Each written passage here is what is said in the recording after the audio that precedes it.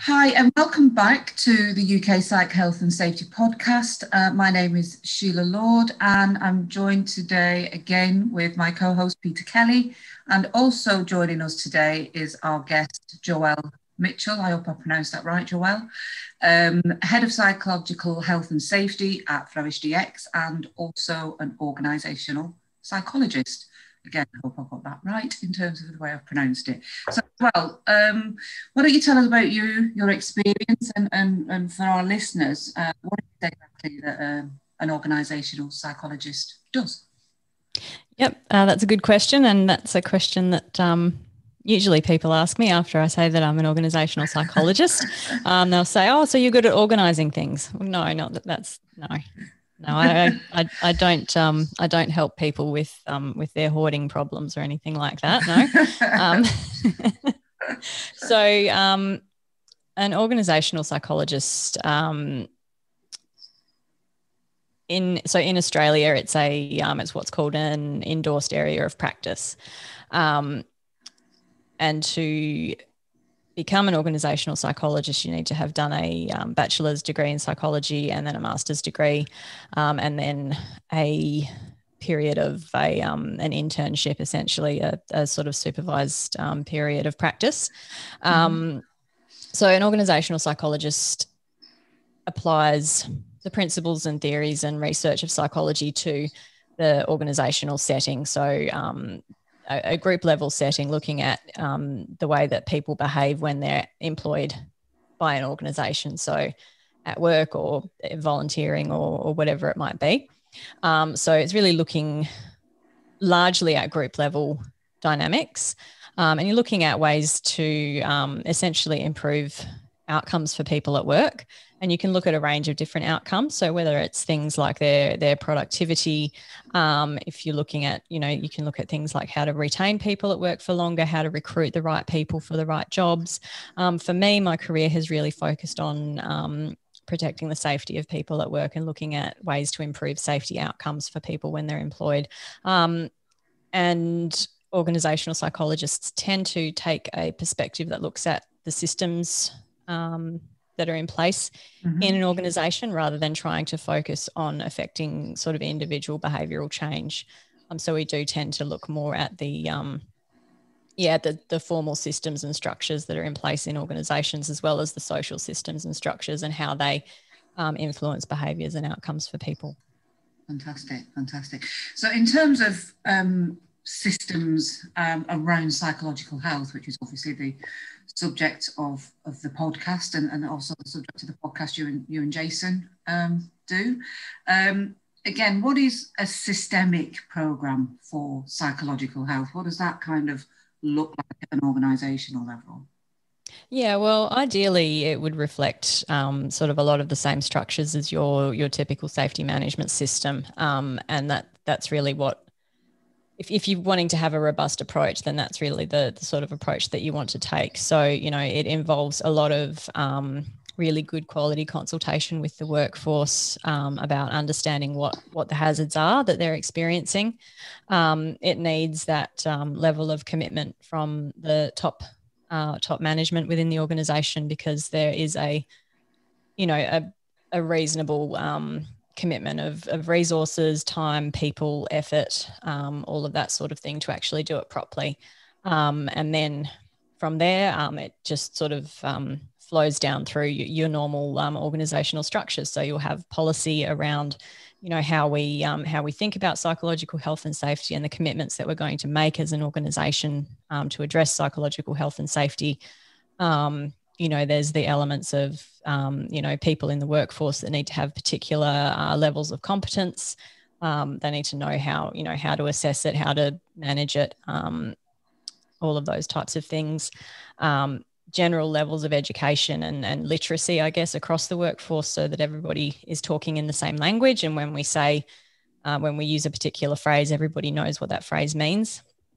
And then we need to actually have a good understanding of what the psychosocial hazards are that are present in the workplace, understand which of those hazards are contributing the most significant risk to the workforce, and depending on the work group, They're probably different hazards opposing different levels of risk, and then working with those work groups to develop control measures to either eliminate that hazard or reduce the risk to people to a level that's as low as reasonably practicable.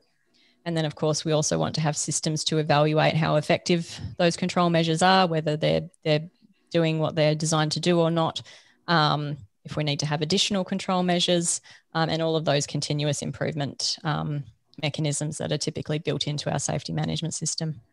Fantastic. So from everything you've just said there, and I just kind of want to make the comparison, it's definitely not an overnight solution, isn't it? No. No, you're looking at a long-term process to do it properly. Yeah. Yeah, and it's definitely not we dip in and we dip out. It's very much sounds like this has to be embedded in the organisation as part of the culture, as part of the continuous improvement, as important as, finance roles, accounting roles. This has to be this kind of cultural and leadership style of developing these systemic programs. Yeah, look, it's certainly not just a sort of sheep dip. We'll train everybody in, mental health awareness, and then, that's it. We'll leave them to it. That's certainly not doing psychological health and safety in the right way. Yeah, and psychological health and safety, it only just seems like now with the release of the 45003 standard that this is kind of getting airtime and is being talked about a lot more in organisations. There's more of an awareness of it coming along now. I mean, you guys, obviously, you're based in Australia. How do you see that kind of being taken on board by businesses and by business leaders? Are people embracing it? Is there still a resistance and a want to just stick with what we know in terms of I've ticked a box, I've done some mental health training, I've got Bendy Brenda in on a Friday with the yoga and the fruit bowls? What's the kind of adaptation or adoption, should I say, of psych health and safety in practice? I would say that it's really quite variable. And I think, a lot of organisations will think that, well, we've done some training, so people know what mental health is and they know, what the symptoms are if they need to seek help. We've got an EAP that people can go and talk to if they need to. And, they sort of think that they've done mental health then. So I think that there's an element of it that's just a little bit of a lack of knowledge about what's actually necessary. Mm-hmm.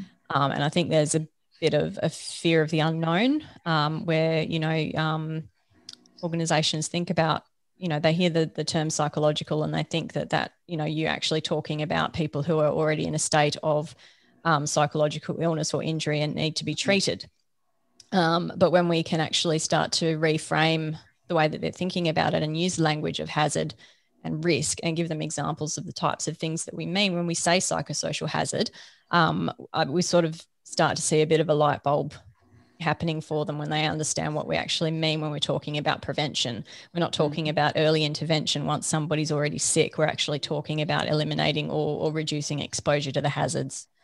So I think that a lot of it is in the language that we're using, and the more that we can adopt that language of risk and hazard, the more organisations are going to start to get a better understanding of what we actually mean and why just giving people awareness training isn't enough. Okay. Pete? I just agree with what Joelle is saying. I think if we're honest, there's an abject failure really from organisations to address this as an issue, as a hazard over the course of the where we find ourselves in the last 20 years, but particularly in the last year. I don't know about yourself, but work was very ill prepared for changing the very social dynamics, like a social way we work overnight like that. So I'm curious as to what you think are the additional hazards that perhaps we didn't see 18 months ago, and how that's increased the probability of the risk of people developing substantial mental health issues. So yeah, so I think, do you mean in terms of people working sort of from home and in isolation and that sort of thing? Yeah, absolutely. Yeah. So I think that, the working from home is an interesting one, and it really depends on, I think, the way that organisations have gone about structuring that, because there's, a significant opportunity for work to bleed into home, and I think sometimes organisations are happy for that to happen when it's work bleeding into home, but not when it's home bleeding back into work. So they're happy for you to spend an extra hour after your knock-off time finishing up emails because you've been on Zoom calls all day, but they're not happy for you to pop off for 10 minutes to put your, your washing in the dryer or that sort of thing. So, it sort of needs to go both ways in that case. And, then you've got the added issues of, having kids at home and you're trying to do the homeschooling as well as trying to do your work. I think that it all really comes down to the employer having reasonable expectations of the workforce, and where that's in place. I think the levels of distress for people associated with workload anyway, and feeling like they need to be proving that they're working, where those employers are having reasonable expectations of people, at least that particular hazard isn't as much of an issue for people, where employers are able to say, yeah, this is a weird situation for everybody and we're all just going to do the best that we can, and sort of have some trust in the workforce that they're actually going to be trying to do the right thing as well. I guess the key to that is leadership, isn't it? I talk about empathic and authentic leadership, which are traits or components of being a good leader. But do you agree maybe there's a need for systemic leadership in approaches, so that actually that systems are developed in the work to almost facilitate what we're trying to do, is to get these outcomes. I think what the pandemic perhaps did was expose very clearly that the systems weren't robust, but where they had a good leadership, and I'm thinking of a couple of companies I've worked with over here, where there was a clear steer from the leadership of what the expectations were during this pandemic and after the pandemic, and given that the world of work and how we work will change fundamentally, leadership has to be at the heart of it. And I know I'd be interested in your views on, how you create strategic engagement and get people to think from a strategy perspective as both leaders and as supervisors and, as employee representatives, should you have trade union, I think there's a mindset shift that needs to happen, and that's, associating productivity with being physically present. For me, that's the fundamental thing that has to change. Before you can even start looking at any systems or anything like that, if you've got, leaders in the organisation that associate presenteeism with productivity, you've got a big problem. And, we've all seen those stories about companies that make people have the Zoom window open all day to make sure that they're at their desk, or that, taking a screenshot of their monitor every 15 minutes or something to make sure that they're working, and all of that sort of thing. I mean, that's, I can't imagine what it would be like to work somewhere like that. It's the workhouses of the workhouses, isn't it? Well, that level of control, or almost 1984 Orson Welles, that, being controlled by a greater power. But yeah, absolutely, being constantly monitored. So I think, you need that mindset change. And I think then, it comes down to, well, how do we actually determine whether people are actually, meeting their performance requirements? And we've got existing tools and things that we use to monitor that. So we just need to get away from this idea of hours of attendance being equivalent to productivity.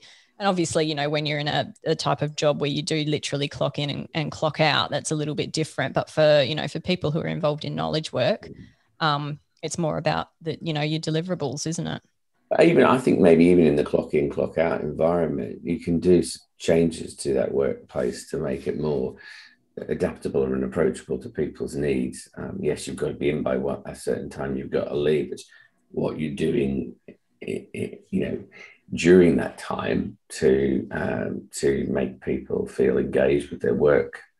And it's been fascinating to watch people's who wanted to work at home pre-pandemic being forced to work at home and then trying to find the systems to make that work and changing the way line managers manage people. And I've had a few you know, conversations with line managers saying, you know, really been hard for us, Pete, because I've gone from face-to-face having a coffee with someone to face-to-face having a coffee with you over the Zoom, and it doesn't quite feel the same for them as line managers.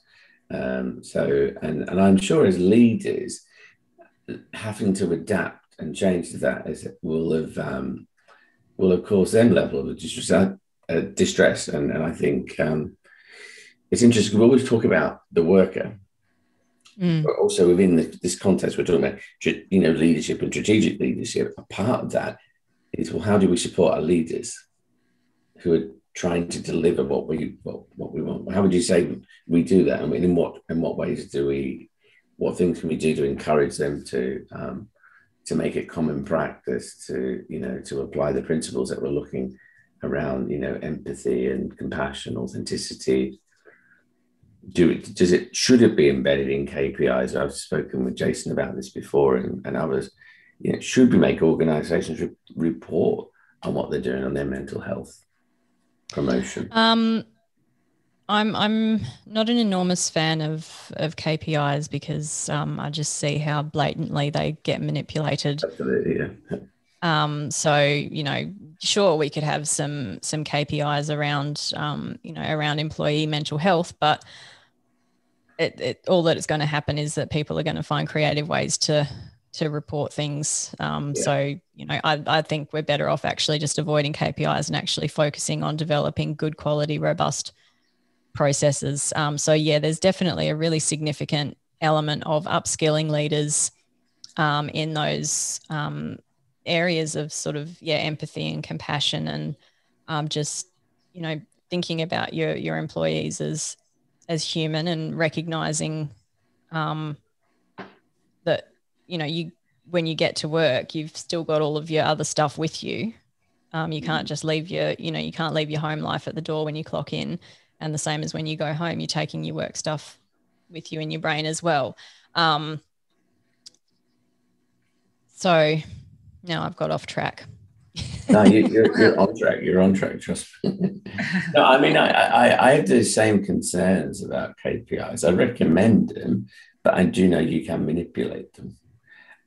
I would rather have other people influencing those KPIs. So the likes of the insurance companies or reporting bodies and that. What you're suggesting is, for me, the heart of what we're trying to do, which is actually have behavioural change at the level of the management, leadership, supervision, and that would feed into like growing people's mental health awareness and mental health sort of promotion stuff.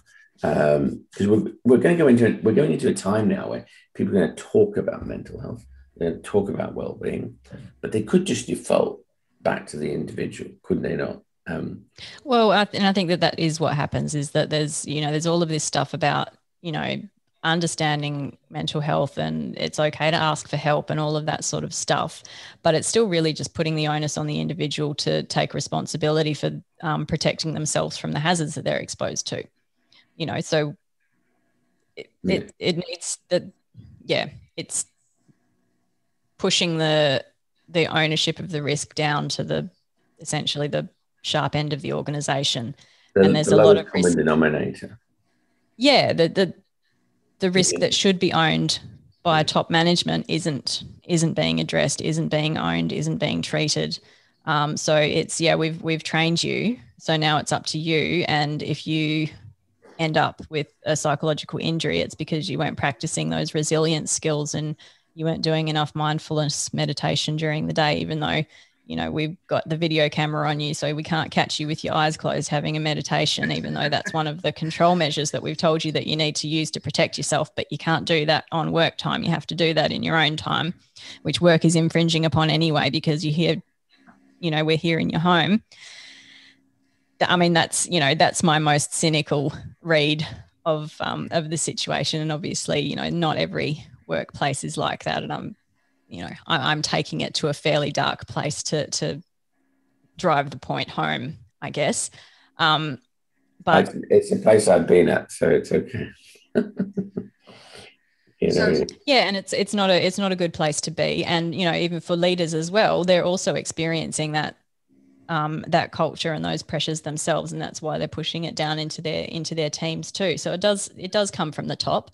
The messaging comes from the top, and I think that it needs to be not only communication from top management about what their expectations are and having those reasonable and human expectations, but that needs to be supported through things like policy that actually allows for leaders to make decisions to adapt to what a team member needs at any particular point in time. But it also does need that, sort of systematic assessment of the hazards to say, well, all right, what about globally? What can we do to reduce these particular hazards? We can see that these are arising, as a result of the systems of work that we have in place. So what can we do about our systems of work to try to get rid of those hazards or reduce their significance? Yeah, I mean, it's interesting, isn't it? We assume by doing something on mental health that it's all glory and there are no pitfalls. But there can be pitfalls if it's not done right, I guess.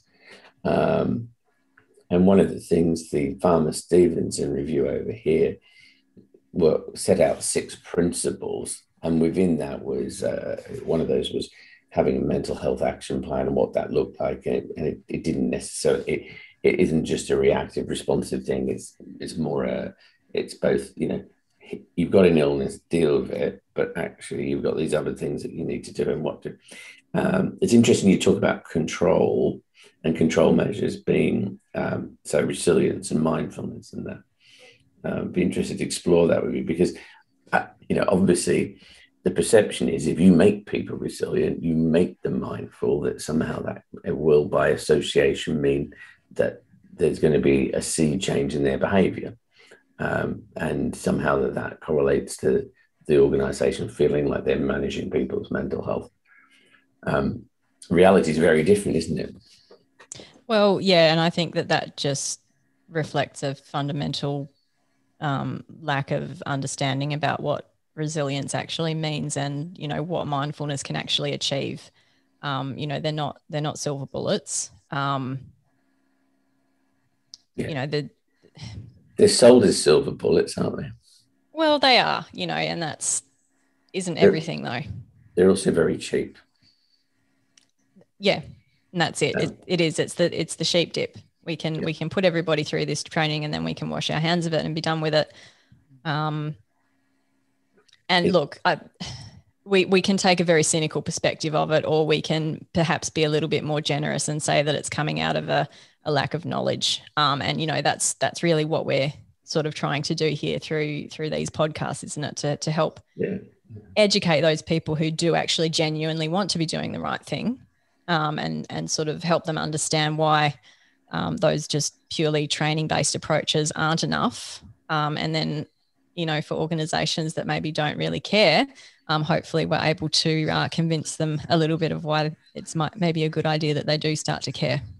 Well, I honestly, I don't think people are going to really, businesses, if they want to grow and move through the latter stages of this pandemic and the recession, there has to be a change, because the way that we work, the world of work has been different, will be different, and is going to be different.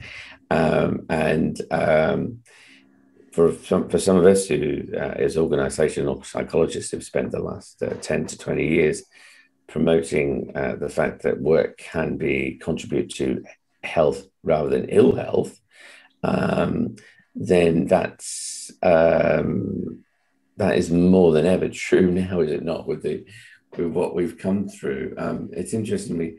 There's obviously different countries at different areas, but when most of us are talking about a post-pandemic world now, but actually the pandemic will be there and will be sustained over a period of time.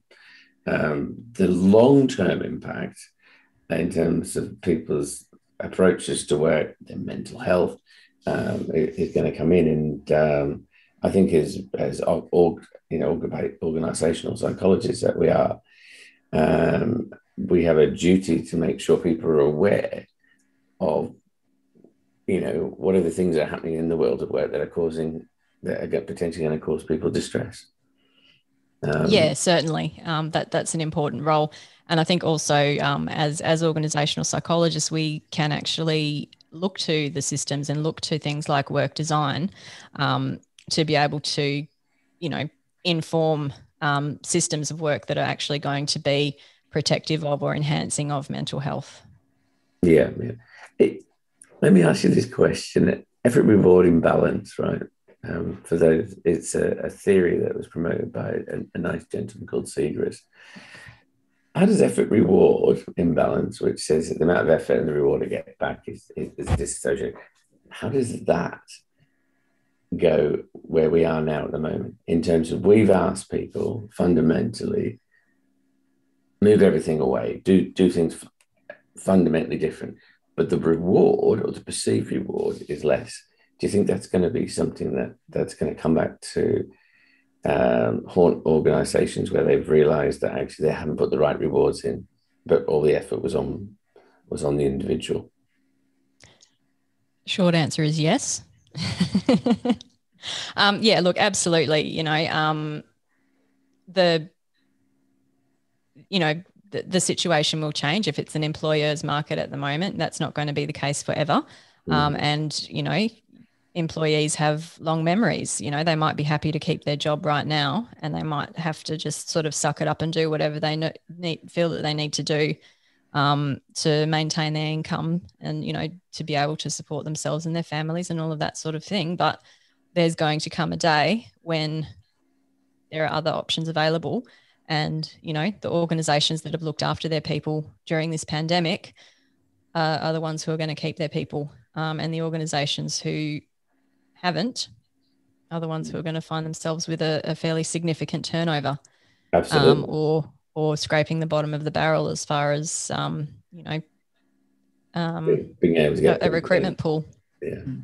It's interesting because if you look back at the Times 500 companies to work for over the course of the last 10 to 15 years, companies that progress and have been high productivity, low staff turnover, and are working, are those that invest in people's health and well-being. So there's some that have already started this journey, but it's ironic the very things we just talked about there that we think we're going to need is what we were already seeing in good organizations. And it's where they go now with that, isn't it? What's the next level? And I think that's the conversation piece we're having around 45,003 is, do we put a system in place? Do we make sure people can assess psychological health and safety and well-being? And what does that look like? And but it's fascinating that the principles, that the same principles of what people want in work is they want to be looked after, they want to be sustained, and they want to go home safe and healthy, which is the basis of all the regulatory bodies that in the world that do this on health and safety. That it's that principle. So it's fascinating that the things we've had in the past are actually still completely relevant now. Well, because we're still human, we still have the same needs. We still have the same fundamental needs. Our environment has changed drastically in terms of, we have this meta global event happening that's had a significant change on our working environments and on our social environments, but our fundamental human needs remain. Yeah, and work has a place to address them, does it not? It certainly does. It's where we spend the majority of our waking time as adults. So yes, work absolutely has a significant role to play in meeting those needs. And yeah, that, you know, it's I guess a mutual obligation, but yeah, the pendulum swings both ways. That's where the conflict comes, though, isn't it? When they're not met, because there isn't that perception that there's that crossover, where you get people becoming, well, it's the paradigm of stress, isn't it? You know, that where they're not actually getting what they need, they're not getting a sense of being of purpose, which is really important. So I'm sure Jason makes you feel good, though, doesn't he? Obviously, an employer. We have a lot of fun. I'm pretty mean to Jason a lot of the time, and that makes me pretty happy. So, well, absolutely, yeah. That's an entirely another podcast. Well, look, I mean, you know, what kind of work environment is it when you can just rag on your boss all day and it's all fine? You know, it's a pretty good work environment. You're going to have to explain to the UK what a rag is. I know what a rag is. Ragging. Pulling the piss, would that be? Yeah. Amongst other things, yes. Yeah. So Joelle, with the new standard, I've just gone off on a conversation like I'm in a coffee shop. So how unusual for you, Pete. So Joelle, Pete mentioned the 45003 standard. Just touched on it before. I mean, what's your view as to the potential that this can have for organisations being able to address psychological health and have this systemic process in place at a global scale? What's your view on that, and what do you think some of the potential pitfalls are? So some of the kind of, you know, potential wins and some of the potential pitfalls there. I think that the wins are that it makes quite clear how psychological health and safety, how psychosocial risk management can be embedded within your existing risk management processes, and it shows how it can be aligned with your existing management system, whether it's safety, quality, risk, whatever, all of those that sort of fit within that that ISO management system series. So I think that the alignment is really helpful, especially for those bigger businesses that do like to adopt those ISO standards. And even for smaller businesses who might not want to adopt the entire thing, I think that there's a lot of useful information in there. And I think that it steps through the progress in a fairly logical way as well, you know, so it does go through sort of loosely following the plan, do, check, act process. So, you know, the front end of it is really about, well, what are the things that we actually need to establish first before we get to the point of looking at hazards? What's all of the work that we need to do in the front end to actually make sure that we're ready to look at those hazards and ready to implement these systems so that they've got the best opportunity for success. Pitfalls.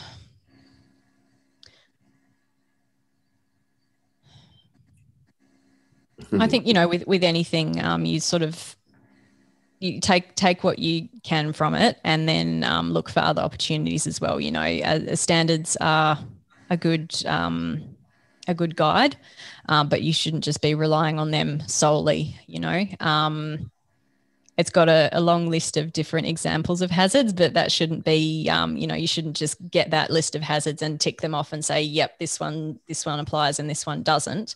I think you need to really look at that as a starting point, and then progress further and use that potentially as a way to consult and have conversations with your workforce, and then use that consultation to inform the next steps that you take around, well, what are we going to do about this, and how can we actually improve the situation? So it's a starting point, and it provides a good entry but it's not the end. Yeah, So, and it is very much that, isn't it? It's a base framework from which you put the structure in, and then you build that around your organisation and the other needs that kind of come out from that. Yeah, I mean, it should fit within established regulatory frameworks, although it's a voluntary standard, which I emphasise, it's voluntary. It does need to fit within that. We've had some conversations about some of the content based on what you'd previously said. I know you had a particular opinion that you shared about hazards and how to manage the hazards. Did you want to share that? I maybe won't use the words that I used. No, that's fine. But I mean, that's what we're here for now too. So I think there was I had noticed that it had mirrored fairly closely the parent standard 45,001.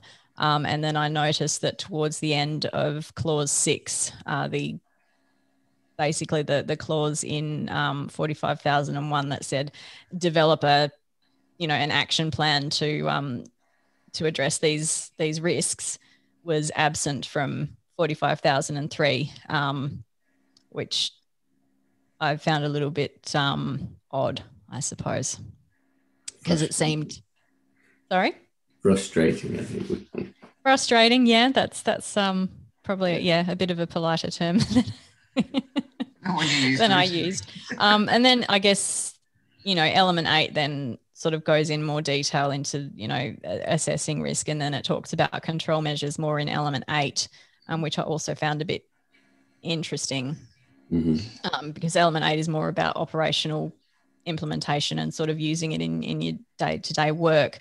So it almost seems to take the obligation away from the employer to own the risk, and it still puts it to the sort of, on your daily work to identify and address risk rather than looking at systemic approaches. Yeah. No, I get that. When that point was raised, obviously, I went and looked back at it as you do. But yeah, there is. I think when you read it, the standard in whole, and when it does come out next month, I think some of those concerns that you've got there will be addressed, but it's the location of where they're addressed rather than if you see what I mean in terms of. And I think that's part of any development of any standards is these conversations and discussions about where something goes and at which point you do what, and A, B, and C. But no, I think it's a valid point. Hopefully, the full standard will kind of address some of that. But I mean, we're starting from a template of nothing, effectively. Yeah, well, that's it. And, we can always still go back to the parent standard and say, well, that one has that clause, so we should do it anyway. Yes, yeah, and that's exactly what you can do. They call it the mothership. It's the mothership. But yeah, I mean, let me ask this question. For us who've been dabbling in this area of the world of work and mental health for a number of years, does it offer? Is it the panacea? Does it offer the potential to be the thing that we waited for, or should it be viewed as part of a system of other things? What's your take on it? I mean, there's a lot of excitement about it. I don't think that anything should be referred to as a panacea. Once we start thinking that there's just one thing to rule them all, that's when we start to get into a little bit of trouble. So, it's a useful tool that we can use. It can help us on our way to where we want to be. But no, it's certainly not the be all and end all.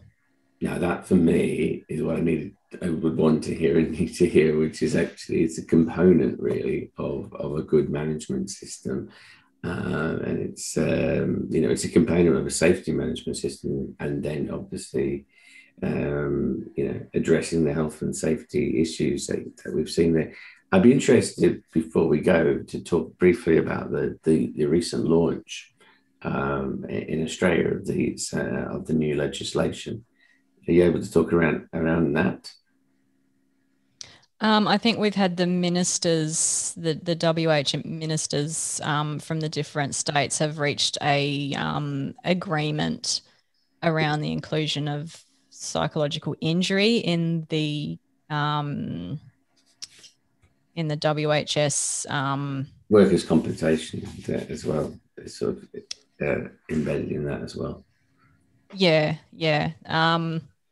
So yeah, I mean, ministerial agreement is one step in the process, but then obviously there's all of the drafting and the debating and the politicking that goes on around that. So it's positive, I guess, that all of the ministers have reached an agreement in principle, but I'll withhold my celebrations until I actually see the legislation in writing. Yeah, well, it's interesting because it's made it over here, and there's already conversations about the fact that this was happening in Australia, and I think it's as usual.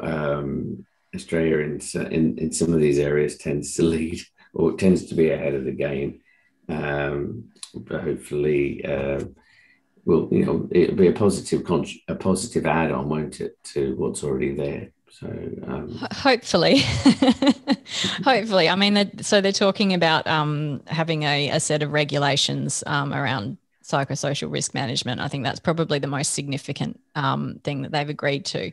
But that's going to really depend on what the detail of the regulations actually is. What is the language that they're using there, and what direction are they providing organisations? Because if they get too prescriptive, it's probably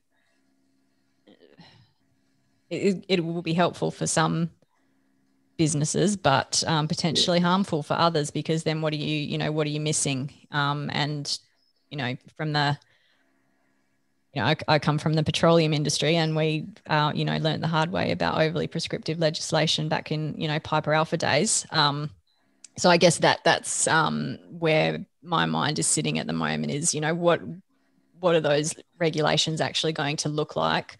What's the language going to be like in them? And that really, to me, is going to be the key to whether they're helpful or potentially more of a hindrance. Yeah, which is it's a wait and see, isn't it, I guess, to see how it pans out. I mean, I think in principle it seems a good thing. It is, but then it's, I'd like to have it. The other issue is then whether or not the states choose to adopt the model regulations or not. So, at the moment, we've got the model WHS Act, which a few states have adopted, but they've all made their own amendments to it. So we don't actually have the principle behind the model act. No. It has been lost largely anyway. So, yeah. No, that's cool. I mean, we've come to our 45 minutes too quick as usual. But yeah, in terms of this whole area, what would be your one take-home message to businesses when it comes to the management of mental health in work? So I guess you need to get out of the mindset that mental health issues are just things that people bring with them from home. You need to recognise that the work environment that you create, the systems of work that you create can have either a positive or a negative effect on people's mental health. And those are the things that you need to start thinking about. Sound advice. I think is that us done, Sheila? Yeah, that's us done for this week. So I just want to say thank you to Joelle and also to you again, Peter. Thank you, and look forward to when I go home to Australia having a beer and properly talking about this. Sounds good, Pete. Yeah, Swan Lager for those of you that are in Western Australia. Terrible. Shocking. Absolutely.